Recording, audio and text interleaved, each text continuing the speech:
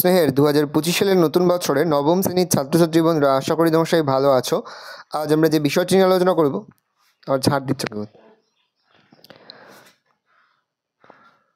আমার প্রিয় স্নেহের 2025 সালের নতুন বছরে নবম শ্রেণীর ছাত্রছাত্রী বন্ধুরা, আশা করি তোমরা সবাই ভালো আছো।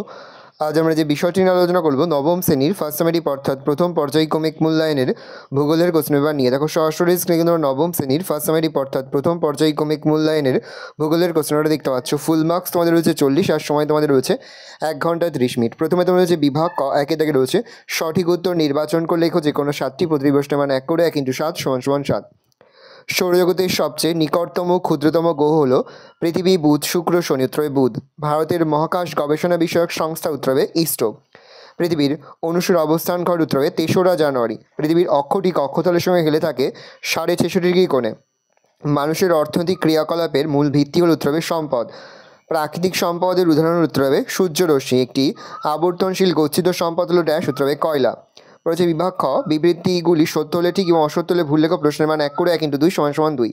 বেডফোর্ড লেভেল পরীক্ষা করা হয় 1875 খ্রিস্টাব্দে। উত্তরে ভুল, তাহলে আমরা ভুল লিখব।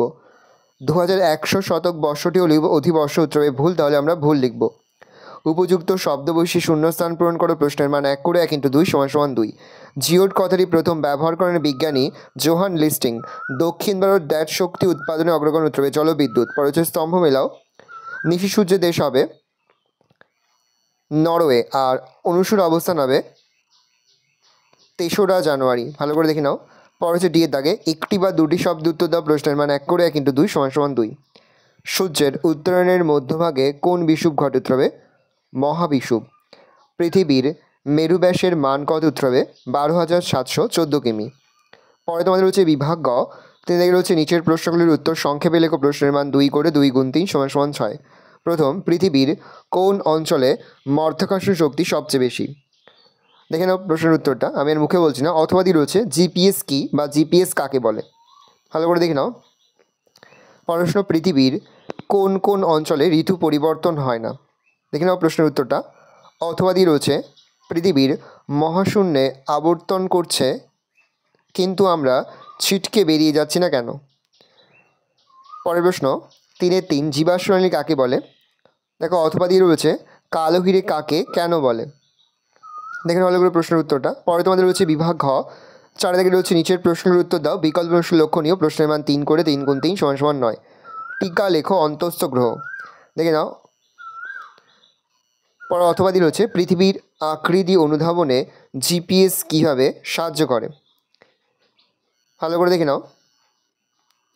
পরের প্রশ্ন, অপসুর অনুসর অবস্থান বলতে কি বোঝো? খুবই গুরুত্বপূর্ণ একটা প্রশ্ন।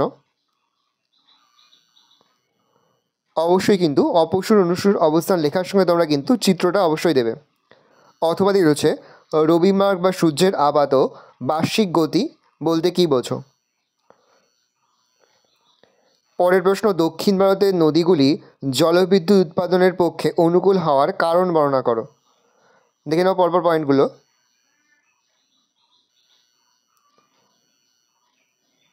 অথবা দিয়ে রয়েছে বর্তমানে ভারতের অচিরাচরিত শক্তি উৎপাদনের ওপর অধিক গুরুত্ব দেওয়া হচ্ছে কেন? এটি কিন্তু এবছরের জন্য খুবই গুরুত্বপূর্ণ একটা প্রশ্ন। 1 দিয়ে পয়েন্ট করবে ক্ষয়িষ্ণু শক্তি সম্পদ, অফুরন্ত অচিরাচরিত শক্তি, পরিবেশ দূষণ কম, সীমিত জলবিদ্যুৎ, ব্যয় কম, দাম কম, সহজলভ্য। পরে তোমাদের রয়েছে বিভাগ ঙ, যে কোনো একটি প্রশ্ন দেওয়ার। প্রশ্নের মান 5। সৌরজগতের একমাত্র পৃথিবী গ্রহেই প্রাণের সঞ্চার ঘটেছে কেন? দেখে নাও। এখানে বেশ কয়েকটি পয়েন্ট লেখা রয়েছে, তার মধ্যে থেকে যে কোনো 5টি পয়েন্ট তোমরা কিন্তু লিখবে। দেখে নাও, যে 5টি তোমাদের সহজ মনে হবে সেই 5টি পয়েন্ট তোমরা কিন্তু লিখবে। চাইলে তোমরা একটা এক্সট্রাও লিখতে পারো। পরের প্রশ্ন, পূর্ব ভারতের অধিকাংশ তাপবিদ্যুৎ কেন্দ্র গড়ে ওঠার কারণগুলি লেখো। দেখে নাও। 1 দিয়ে পয়েন্ট করে পর্যাপ্ত কাঁচামাল, 2 বিকল্প শক্তি সম্পদের অভাব, 3 বিদ্যুতের ব্যাপক চাহিদা, 4 উন্নত পরিবহন ব্যবস্থা, 5 সুলভ ও দক্ষ শ্রমিক, শেষ পয়েন্ট অন্যান্য কারণ। পরে তোমাদের রয়েছে বিভাগ চ, ভারতের রেখা মানচিত্রে নিম্নলিখিত উপযুক্ত নাম ও প্রতীক সহ চিহ্নিত করো। প্রশ্নের মান 1 করে 1 × 5 = 5। অসমের একটি খনিজ তেল উত্তোলক কেন্দ্র, ভারতের প্রধান সৌরবিদ্যুৎ উৎপাদন কেন্দ্র, পশ্চিম ভারতের একটি লৌহ আকরিক উত্তোলন কেন্দ্র, তুতিকোরিন তাপবিদ্যুৎ কেন্দ্র, কয়না জলবিদ্যুৎ কেন্দ্র, দক্ষিণ ভারতের একটি জলবিদ্যুৎ উৎপাদন কেন্দ্র।